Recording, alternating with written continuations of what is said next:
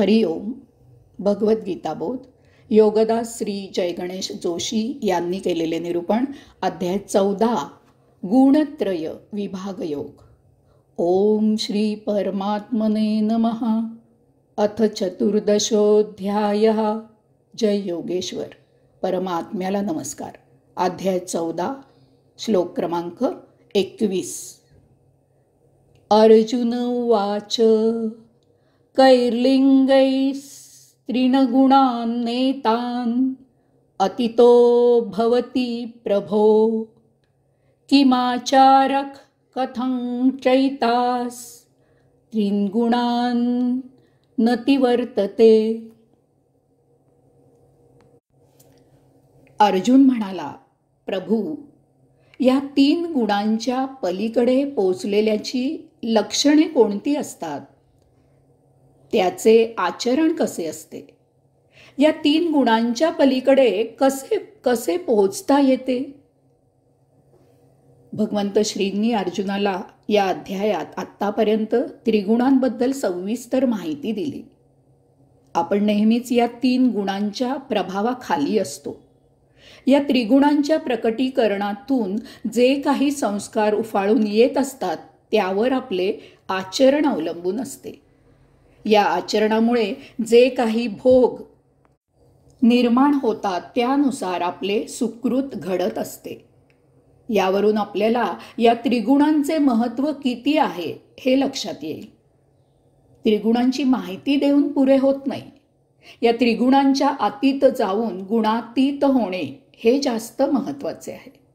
नाहीतर आपण त्रिगुणांच्या प्रभावाखाली आचरण करून कायम भोगापवर्गतेत अडकून सतत जन्म मरणाचे फेरे घेत राहू. यास्तव आपण जर या त्रिगुणांच्या प्रभावाखाली न येता आचरण केले तरच आपल्या हातून योग्य आचरण होईल. तरच आपण भोगांपासून मुक्त होऊ. त्रिगुणांबद्दल सविस्तर माहिती घेतल्यावर अर्जुनाला अगदी स्वाभाविक शंका आली आणि त्याने या त्रिगुणांबद्दल येथे भगवंत श्रींना 3 मूलभूत असे प्रश्न विचारलेले आहेत. या 3 प्रश्नांच्या समाधानाशिवाय त्रिगुणांची माहिती अपुरी राहील. कृपाळू अशा भगवंत श्रींनी या सर्व शंकांचे समाधान पुढील श्लोकांमधून केले आहे. तेथे या अध्यायाची सांगता झाली आहे. या 3 प्रश्नांचे एक आगळे वेगळे महत्त्व आहे, ते लक्षात घ्यावे.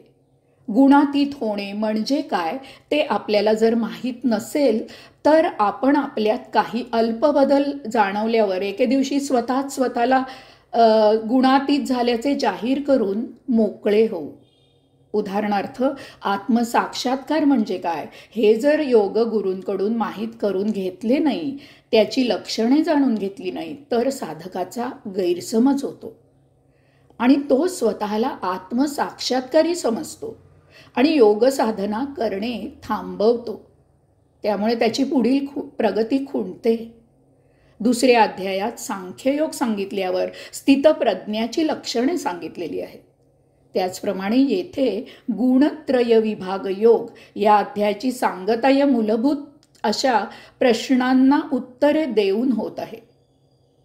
महत्त्वाची गोष्ट लक्षात ठेवावी की अनेक गुरु स्वतःचा पंथ काढतात आणि या स्वपंथाची काही लक्षणे म्हणजेच बंधने आपल्या साधकांवर घालतात. यामुळे निरनिराळ्या मार्गाने एकाच भगवंत श्रींची उपासना करणाऱ्यांमध्ये तेढ निर्माण होते. शत्रुत्व आणि वैमनस्य येते. वास्तविक असे होण्याचे काहीही कारण नसते. ही तेढ चुकीची लक्षणे म्हणजेच बंधने घातल्यामुळे निर्माण होत असते. तेव्हा लक्षात घ्यावे की शेवटच्या मुक्कामी पोचलेल्याची मूलभूत लक्षणे समान असतात. मार्ग, पंथ, साधना अनेक आहेत आणि त्यापैकी कोणताही मार्ग शेवटी भगवंत श्रींच्या चरणीच नेत असतो. त्यामुळे साधकांनी गुणातीत झाल्याची साक्षात्काराची मूलभूत लक्षणे समजून घ्यावीत.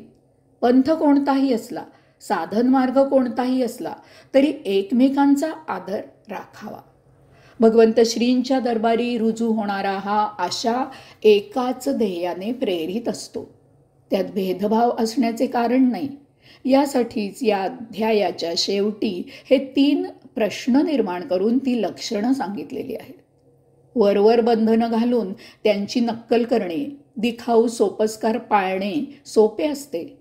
उदाहरणार्थ, अमुक रंगाचा अमुक प्रकारचा कपडा वापरला, गळ्यात तमुक माळ घातली, मुखी अमुक जप केला की साधक झाला, असा समज करून घेऊ नये. यासाठी साधकात मूलभूत अंतर्बाह्य बदल व्हावा लागतो. तेव्हा ही लक्षणे समजून जाणून घ्यावीत आणि याप्रमाणे स्वतःत बदल करण्याचा प्रयत्न करावा. हरिओम.